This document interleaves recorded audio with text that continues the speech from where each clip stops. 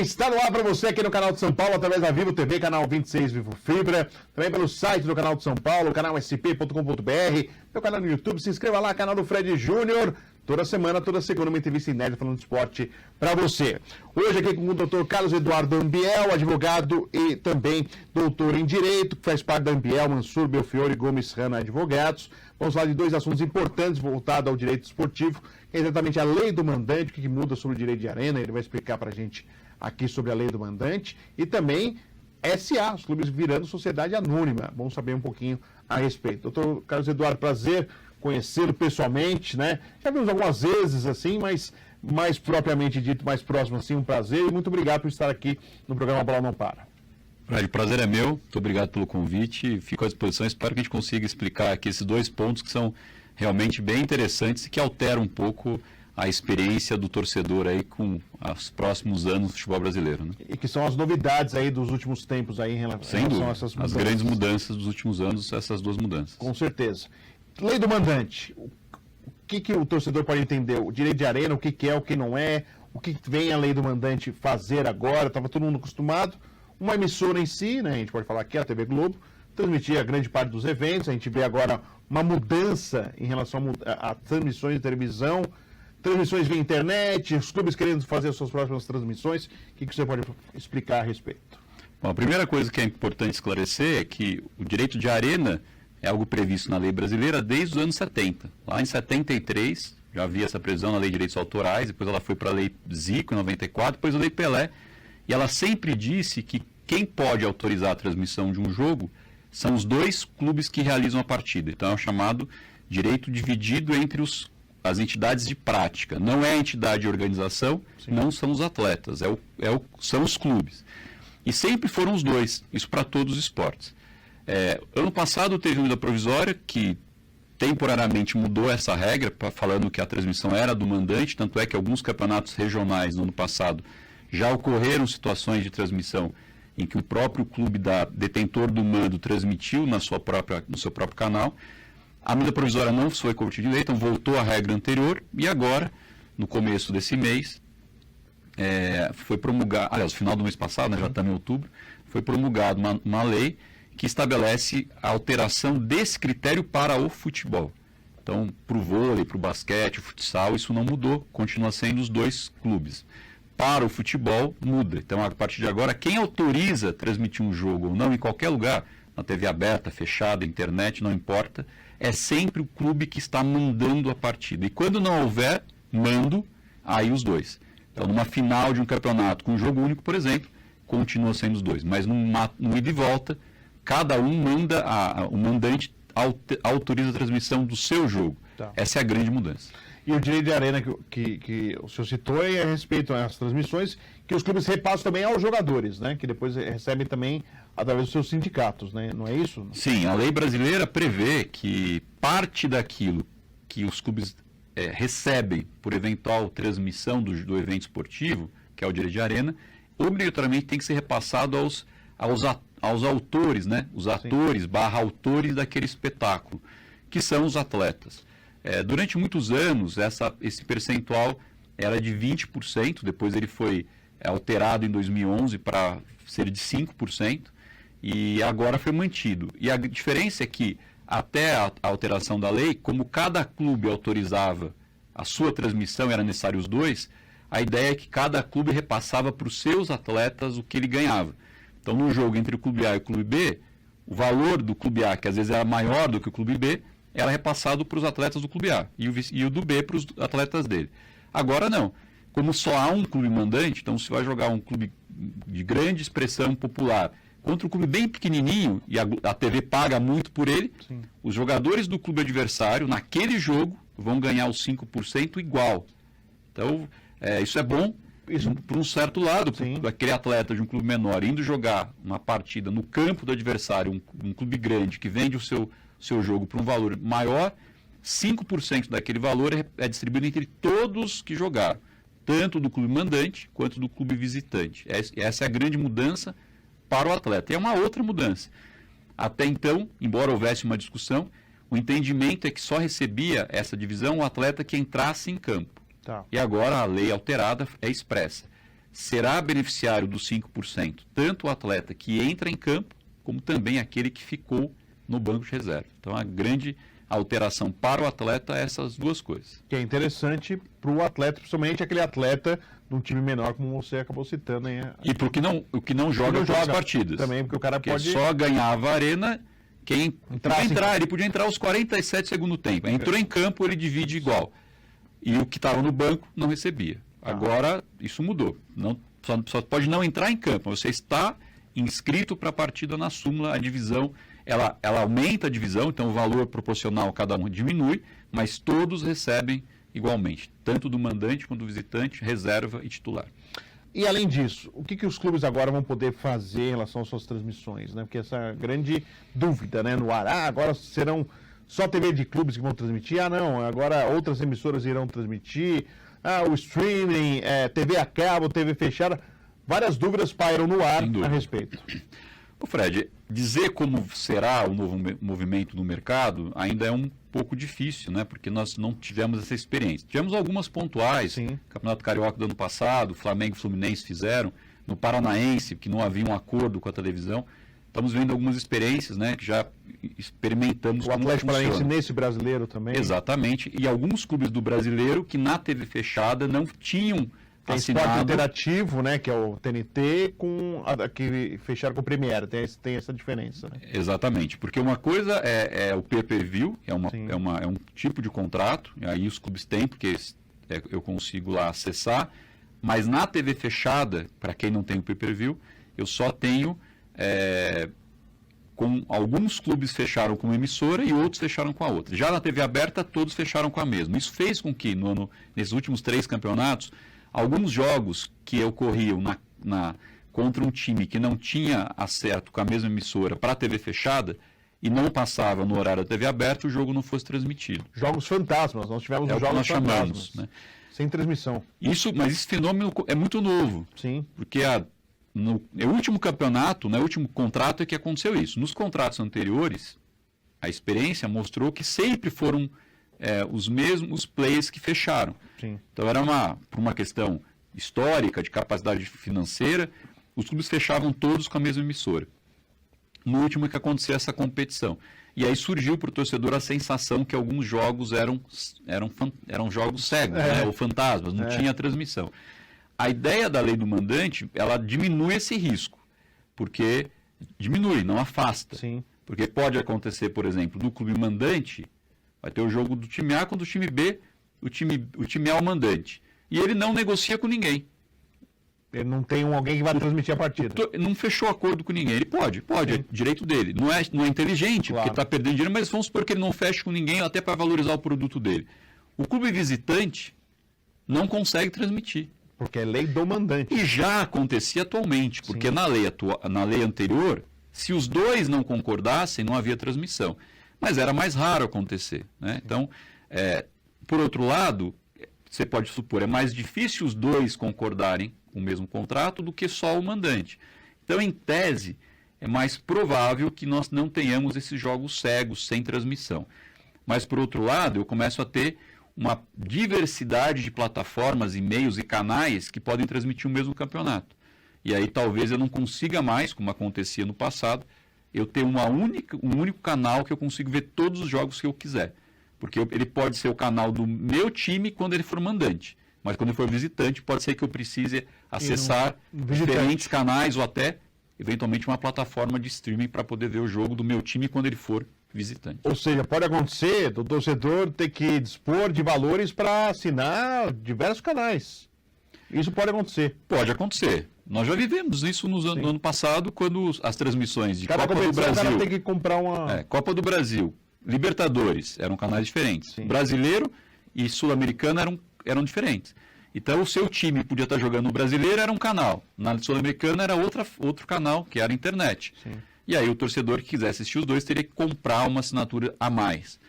Isso pode acontecer. Mas também pode ser que não aconteça, porque os clubes podem, eventualmente, reunirem-se todos e negociarem um contrato coletivo, o que, aliás, é uma expectativa que nós temos, né? Porque na Europa, muitos países da Europa já têm essa regra da venda pelo clube mandante. Mas é comum, nos campeonatos europeus, até por uma questão de valorização do produto, que as negociações continuem a ser coletivas. E aqui no Brasil, se você for olhar campeonato por campeonato, dos principais campeonatos de futebol no Brasil, Copa do Brasil, campeonatos estaduais, Brasileiro, Libertadores, Sul-Americana e até o Mundial da FIFA, só o brasileiro é que de fato o clube negocia ele diretamente. O estadual, geralmente a federação faz o papel negociação e os clubes aderem. Copa do Brasil, quem negocia é a CBF e os clubes aderem com as cotas que eles recebem, embora eles atestem depois ao aderir ao regulamento. Libertadores, Sul-Americana é a Conmebol, não está sujeito à nossa legislação.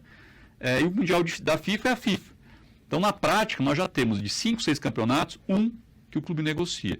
Então, talvez não haja uma mudança tão grande e talvez os clubes continuem a negociar coletivamente, mas o que se criou é uma alternativa que o clube mandante pode, se quiser, ele vender os jogos dele de forma diferente dos demais. Essa é a grande mudança. Mas esse questionamento sim, de valores que sempre existiu, poxa, esse time A ganha mais do que eu, mas eu também dou audiência, sabe essas discussões que existem?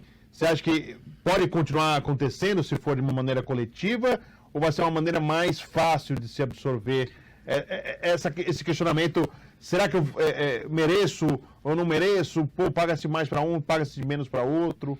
Fred, eu acho que tem aí 2 pesos, né, que vão ser considerados. Primeiro, qual será a oferta? Quais emissoras irão ofertar? Quanto mais interessados, eu teria uma possibilidade de valorizar meu produto oferecendo para...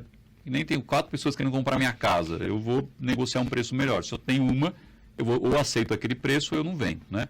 Então, essa vai depender muito qual será a demanda por esse produto.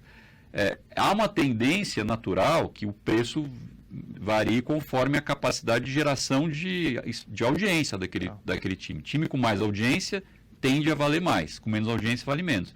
Se a negociação for coletiva, é provável que os clubes renegociem entre si algum critério de divisão, como é hoje, na prática já acontece. Mas talvez o clube que está ganhando menos hoje, se ele tiver uma boa estratégia de negociação, talvez ele consiga se posicionar melhor. Isso quem vai dizer é o mercado dos próximos anos. E só para a gente encerrar esse bloco, e aí vai um filão que eu trabalhei bastante, que é do rádio, né? Sempre existia essa preocupação de cobrar direitos de emissoras de rádio. Você acredita que pode acontecer, pode não acontecer? Qual a expectativa? A gente sempre se baseou o rádio numa lei antiga e a lei Pelé, que inclusive só fala sobre transmissões de televisão.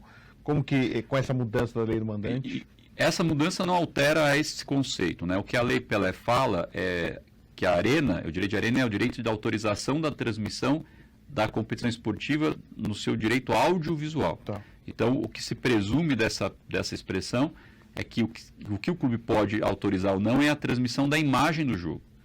E o rádio ficava fora disso porque havia apenas a narrativa do que estava acontecendo. Isso entra mais no direito à informação, né? Direito do jornalístico da informação. Por isso que todas as discussões judiciais que envolveram essa questão, houve ganho de causa para os rádios.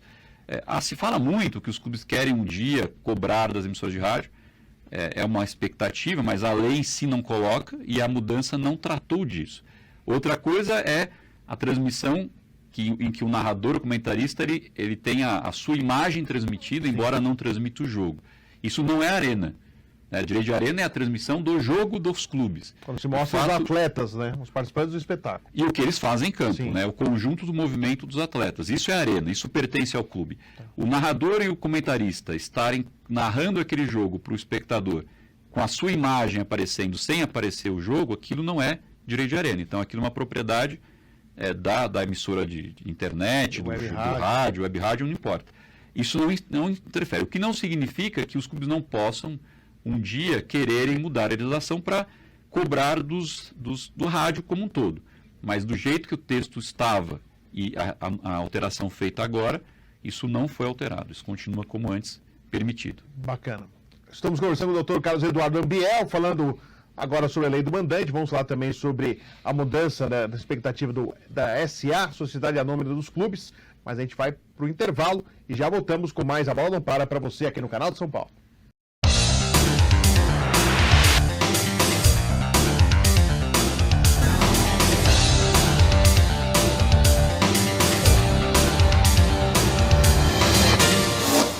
Tô aqui no Versa Brooklyn, vem aqui conhecer o decorado Senador Milton Campos 175, 2 dormitórios. Piquet, conta pro pessoal aí.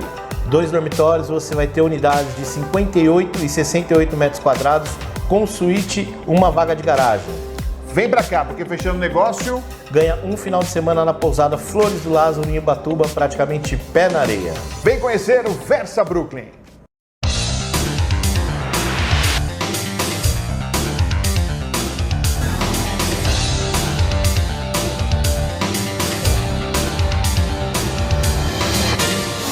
A bola não para, está de volta para você aqui no canal de São Paulo, através da Vivo TV, canal 26 Fibra, site do canal de São Paulo, canal sp.com.br, meu canal no YouTube, se inscreva lá, canal do Fred Júnior, toda semana uma entrevista inédita falando de esporte para você. Estou aqui com o advogado Dr. Carlos Eduardo Ambiel, estamos falando sobre lei do mandante, né, a expectativa dessa mudança em relação aos novos contratos. Até antes de entrar no assunto SA, ainda sobre a lei do mandante, a expectativa aqui, a temporada 2022 com novidades, doutor Carlos Eduardo, assim, em relação à emissora, um exemplo, o Campeonato Paulista, já sabemos que a TV Record vai transmitir, mas o YouTube, a Federação Paulista vai transmitir via YouTube, e a expectativa dos clubes começarem a ter os seus próprios canais, já têm os seus próprios canais, mas utilizarem ainda mais esses canais para transmissões já a partir de 2022? Fred, o que a lei determina é que os contratos que já vigoravam não poderão ser alterados.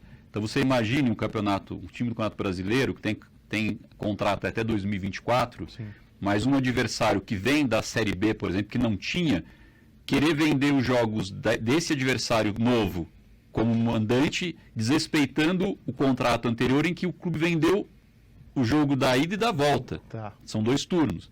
Como é que ficaria o clube que já tem contrato assinado e se esse novo fosse o titular e ele perdesse? Isso feriria o direito adquirido, né, o ato jurídico perfeito, na verdade. Né? Quando eu fiz o contrato, eu tinha a propriedade do visitante mandante. Agora eu não posso perder porque eu já vendi. Então a lei nem poderia ser diferente, ela especificou. Os contratos já existentes mantêm aquilo que foi fixado. Tá. Mas aquele que não tem contrato assinado e que chega numa situação nova, ele tem a liberdade, se ele quiser, de vender para uma nova emissora. Isso que foi estabelecido. Então, clubes que ascendem da Série B... Então, pode acontecer num jogo ser transmitido pela TV Globo, que tem o contrato da Série A, da maioria, e um clube que chega da Série B e fechou com o SBT, por exemplo. O Curitiba, se subir da Série A, da Série B para a Série A, ele não tem contrato com a Globo. Ele poderia... faz com o SBT, com a Record, a RTV, qualquer emissora, pode ter um jogo pela Globo e um jogo pela... Então, aí é o problema, porque a Globo só poderia transmitir, no caso, vamos dar o exemplo do Curitiba, só porque é o time que está com mais probabilidade lá, né? De subir. A Globo, se ela já não tinha o contrato com o Curitiba, ela ia precisar fazer, porque na lei antiga, ela precisava dos 2. Sim. Então, se ela não tivesse o Curitiba, ela não ia poder transmitir nenhum jogo do Curitiba, como mandante ou visitante. Então, provavelmente ela vai ofertar uma proposta para o Curitiba. Mas o Curitiba poderia, agora, porque ele não tem contrato em vigor para esse campeonato de 2022, ele pode vender os jogos dele como mandante fora. Só que aí, quando ele for visitante, vai transmitir e ele não vai ganhar nada. Porque aí vai valer o contrato feito pelo clube que será mandante quando ele estiver visitando. Então, nesse caso, até para a gente deixar bem, para quem está acompanhando a gente, então vai um exemplo, Corinthians e Curitiba, quando é o mando do Corinthians, a TV Globo pode transmitir. Porque ela já tem contrato com o Corinthians, que está valendo até 24. Aí lá no Couto Pereira, seria uma outra, a emissora que pode não ser a Globo, que o Curitiba possa fechar. Ou a Globo fecha com o Curitiba e transmite daí na condição, porque aí vale para o Curitiba a regra nova, porque ele não tem contrato assinado. E ela transmite, ou o Curitiba pode vender para uma outra emissora. E aí vai poder passar dos times que têm contrato com a Globo, com exclusividade, mas que para aquele jogo eles não têm mais o direito, porque aquilo virou um direito do Curitiba. E se o Curitiba não fechar com nenhuma TV aberta, fechar só o stream, o canal do clube, pode fazer dessa maneira a transmissão, ou virar aquele jogo fantasma. Mas esse risco já havia. Tá. Se houvesse um clube ascendente à Série A que não fechasse com a emissora que tem todos os demais, aquele jogo entre os dois não transmitiria. Tá. Então isso já existia esse risco. A diferença é que agora eu só preciso comprar de um, não dos dois. Sim. O que pode acontecer é o clube que ascendeu não fechar com a Globo e não fechar com nenhuma outra emissora. E aí não tem jogo. É improvável, mas pode acontecer. E também pode surgir, o que parece ser uma tendência, as TVs dos próprios clubes, como ocorreu no passado no Campeonato Carioca, na final Do Flamengo. Flamengo e Fluminense, que os times começaram, cada um transmitiu no seu canal, né, o seu jogo como mandante. Sim. E aí no streaming, com uma outra forma de transmissão, com uma situação inédita, né, que nós nunca tivemos, da transmissão só pela internet, e aí eles não precisam vender para ninguém, porque eles próprios podem transmitir no seu canal. Vamos ver como é que isso... O risco e a improbabilidade disso é que é difícil atingir no próprio canal, pelo menos nesse começo, o mesmo valor que as emissoras estavam pagando. Tá. Mas talvez se autorize uma transmissão não exclusiva. Então você transmite o jogo e eu posso também transmitir no meu canal. O clube pode estabelecer isso. Sim. Eu autorizo a sua transmissão, mas eu tenho o direito de transmitir também. Tá. E começa a criar uma audiência concorrente. Mas isso quem vai definir é o mercado. Isso vai crescer mesmo em 2025, porque o Campeonato Brasileiro tem contrato até 24 e depois todos os clubes vão estar livres para negociar as suas propriedades, cada um conforme o seu interesse. O seu conhecimento é uma boa, a lei do mandante veio para melhorar essa relação de transmissão, de uma pluralidade, uma forma mais democrática de transmissões? Fred, eu acho que como perspectiva da propriedade, ser de apenas um é mais fácil você viabilizar a transmissão do que os dois. É que nós temos um histórico no Brasil de que isso sempre acontecia, porque a emissora conseguia contratar com todos, pela capacidade financeira da oferta que era feita. Mas tem uma outra preocupação, que também não pode ser ignorada. Primeiro, isso é minha preocupação, Claro. né? Não sei se os clubes pensam assim. Uma preocupação com os clubes de menor tamanho, de menor audiência, de menor torcida. Provavelmente nos estaduais, tem lá clubes de interior, né, de cidades pequenas, que na transmissão coletiva ele era necessário, porque o grande só podia fechar se o pequeno fechasse também. Agora, talvez a emissora queira comprar só os jogos dos grandes e os pequenos 2 ou 3. Será que esses clubes pequenos vão ter uma oferta equivalente para os seus jogos que eles têm hoje? Lembrando que a cota da TV para o clube pequeno é muito importante para os estaduais serem competitivos. Então isso me preocupa. A outra preocupação é o consumidor. Talvez eu comece a ter, falamos isso agora há pouco, né? Eu comece a ter, ver o meu time, eu tenho que assistir, contratar 4, 5 canais diferentes. E será que o consumidor vai ter, primeiro, acesso a tudo isso? Segundo, vai ter capacidade financeira de contratar 4, 5 assinaturas ou jogos separados? Isso me preocupa, mas eu acho que os clubes vão ser inteligentes, eles sabem que o torcedor é importantíssimo. Tirar ou dificultar o acesso do torcedor ao jogo é perder um ativo, que é o que move o futebol. Me parece que eles vão ser, espero, né, que eles sejam inteligentes, pensar em contratos que não dificultem o acesso ao torcedor. Mas isso me preocupa um pouco. Tomara, né? Dá na expectativa que os clubes sejam inteligentes nessa parte, a gente vai ver mais para o futuro. Agora vamos sobre SA, né? Os clubes se tornando sociedade anônima. Qual é a expectativa? A grande mudança é desvincular do lado social, tornar algo ainda mais profissional. Qual é a grande mudança significativa que pode acontecer? Não é uma obrigação, mas é uma condição que agora existe estabelecida que o clube pode migrar. O que o senhor avalia a respeito? Fred, é importante esclarecer, e o ouvinte vai pensar o seguinte, mas eu já sei que tem um clube empresa, já conheço já ouvi falar, tem o Bragantino, por exemplo, né? Tem o Cuiabá, todo mundo fala, mas a gente tem o Cuiabá na Série A, fora outros da Série C, Série D. Então já havia clubes empresas, sim, era possível. Quais tipos de empresa? Aquelas que estão válidas para qualquer segmento da atividade econômica. O São Caetano foi uma época. São Caetano foi, né? A Ferroviária aqui do interior de São Paulo, o Botafogo de Ribeirão, só para falar do estado de São Paulo, né? O Esportivo Brasil, que é um clube de empresário desde a sua origem, hoje os donos são chineses. Então, era a Trafic antigamente. Exatamente. Então, não é uma novidade ter clube empresa. Qual é a novidade? Foi criada uma lei com modelo societário específico para o futebol que quiser se tornar empresa. Tá. O clube pode, inclusive, ser empresa sem ser SAF. Eu posso ser um clube empresa limitada. Qual a diferença? Que se eu for uma limitada, eu vou pagar a tributação de qualquer limitada, que pode ser lucro real ou lucro presumido. Agora, se eu for SAF, naquela configuração, eu tenho algumas obrigações e eu tenho algumas vantagens. Uma das vantagens é a tributação. Era um veto do presidente que foi derrubado semana passada. Então, o clube que se tornar empresa na forma de SAF passa a ter uma tributação fixa sobre a receita de 5% nos 5 primeiros anos e 4% a partir do sexto, e aí, a partir do sexto entra os valores das vendas de jogadores. Nos primeiros 5 anos isso não entra como tributação. Então eu mudo a tributação e, além disso, eu crio uma forma mais vantajosa dos clubes que se tornarem empresas quitarem as suas dívidas passadas. Não há uma sonegação, um cancelamento. Sim. Há um prazo maior sem que aquelas dívidas judiciais levem a penhora de receita ou de renda, etc. Então, a legislação criou digamos assim, um incentivo, uma forma mais vantajosa para tentar estimular que clubes virem empresa. Por quê? Porque se imagina que o futebol bateu um pouco no teto de receita, os clubes precisam de receita e sem um sócio que investe dinheiro vai ter dificuldade. Para o investidor colocar dinheiro no Brasil não tinha segurança, porque eram todos clubes associativos. Sim. O mercado europeu vive um modelo de clube-empresa há muitos anos e são clubes fortes, né? Você vê no futebol europeu alguns dos ascendentes do futebol europeu como clubes importantes hoje são empresas, embora há aqueles que ainda são associação. E com apoios financeiros, às vezes, nem ligado com o país do clube, né? Sim, um investidor de um país que vai investir no outro. E a gente percebe que futebol com dinheiro, o resultado geralmente ocorre.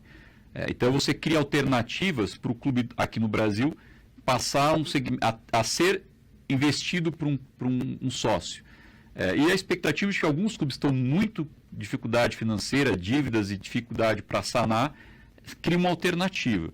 Não é a solução de todos os problemas, é um meio para ajudar, e se ela for bem feita, inclusive com uma gestão profissional, com um sócio que controla o dinheiro e sabe, porque talvez o grande mal do futebol brasileiro, como associação, o dirigente eleito, ele não é dono do clube, mas ele se torna. Ele age como e se torna um dono. Né? E o que ele gasta, ele não paga, e depois de 3, 4 anos ele sai e deixa a dívida para um sucessor. E ele quer ganhar título naqueles 3 anos, ele é torcedor. Sim. E isso justifica talvez essas dívidas impagáveis. O gerente está lá e fala, mas aqui eu vou ganhar, então eu vou investir um pouco mais.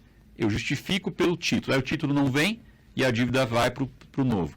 Se eu tiver um sócio e o dinheiro é dele, há uma expectativa que o gasto vai ser melhor racionalizado, mais bem feito, mas é uma expectativa, a gente acredita que isso possa ser um instrumento muito interessante, mas ele sozinho não resolve. Tem que vir junto com ele uma transformação cultural, uma transformação na gestão, uma profissionalização e uma contenção de gastos. E ainda, para encerrar, realmente, chegando ao final do programa, aí a possibilidade do clube realmente quebrar, de verdade, a gente fala assim, o clube está quebrado e continua contratando um monte de gente aí. No SA, aí sim, clube quebrou e aí não tem mais jeito? É mais ou menos isso, mas tem alguma salvaguarda. Tá. Porque isso já aconteceu em países da Europa. O grande ativo do clube é a torcida, e a torcida não desaparece. Sim. A gente pode até falar, exemplo, da Portuguesa, que está jogando as piores divisões dos campeonatos estaduais e nacional, né? E ainda tem a sua torcida. Então aquilo não desaparece. O empresário que comprar as ações, e se aquela estrutura tiver dívida e não pagar, ela pode sim entrar em recuperação e a própria falência. Mas aí tem uma salvaguarda na lei. Porque se o clube que tem hoje a titularidade do símbolo, da marca, né, que é o símbolo, o clube associativo, ele continua participando dessa sociedade anônima, e por acaso aquela empresa quebra, esses ativos voltam para o clube associativo para que ele recomece lá da última divisão a reconstruir a sua história. Ou seja, sumir o clube não sumirá. Sumir não vai, mas obviamente ele pode ser rebaixado para a última divisão, porque ele teria que começar tudo de novo, caso o projeto não dê certo. Dr. Carlos Eduardo Ambiel, muito obrigado por estar aqui no programa Bola Não Para, aqui no estúdio do Canal de São Paulo. Boa sorte, sucesso, e a gente vai voltar a se falar com certeza, que esses assuntos vão sempre tendo atualidades, atualizações, e é sempre importante. Eu que agradeço a oportunidade, sou um ouvinte do programa, para mim é um prazer estar aqui e fico à disposição. Quando precisar. Legal. Obrigado. Muito obrigado. Agradecendo o Dr. Carlos Eduardo Ambiel, que participou aqui com a gente para falar sobre o Lei do Mandante, sobre também os clubes se tornarem sociedade anônima, é sempre importante, porque mexe com você também, torcedor que está acompanhando, e é sempre bom você estar bem informado. A Bola Não Para, volta semana que vem, com mais um convidado inédito falando de esporte para você. Até lá!